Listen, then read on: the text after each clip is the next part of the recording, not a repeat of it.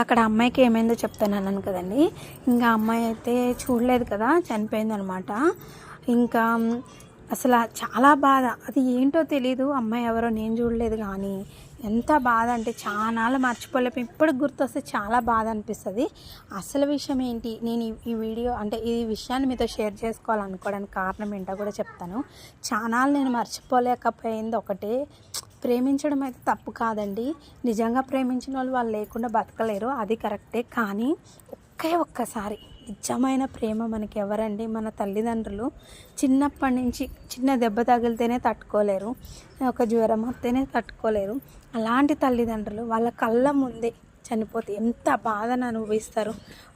వాళ్ళు ఏది ఆలోచించినా మన గురించి ఆలోచిస్తారు. అది మనకు కరెక్టా కాదని ఆలోచించడానికే వాళ్ళంతా గట్టిగా మాట్లాడతారు తప్ప వేరే శత్రుత్వంతో ఏదో ఉండదు కదా మన తల్లిదండ్రులకి.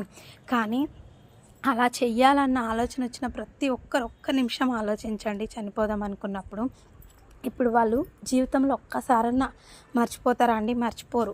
ఇప్పుడు ఆ తోటి పిల్లల్ని చూస్తే, అబ్బా నా పిల్లలు కూడా ఉండుంటే పిల్లలు అయ్యేవాళ్ళు, ఇంత అయ్యేవాళ్ళు అని వాళ్ళు ప్రతి నిమిషం కుమిలిపోతూ కుంగిపోతూనే ఉంటారు కదా. ఆమె ఎవరో నాకు తెలియకుండానే నాకు ఎంతో బాధ అనిపించింది. ఇప్పటికీ నేను మర్చిపోలేకపోయాను. అలాంటిది ఆ తల్లిదండ్రులు మర్చిపోతారా? నేను ఈ వీడియో ద్వారా చెప్పాలనుకునేది ఒక్కటే, తల్లిదండ్రులు వాళ్ళు మన మంచి మాత్రమే కోరుకుంటారు. వాళ్ళు ఏదైనా చెప్పారు అంటే తప్పులు, ప్రేమించారు కాబట్టి మర్చిపోలేక ఆ క్షణం అలా అనిపిస్తుంది.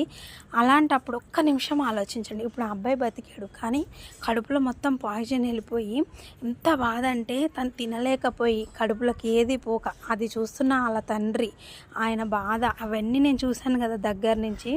నాకు చాలా బాధ అనిపించిందండి.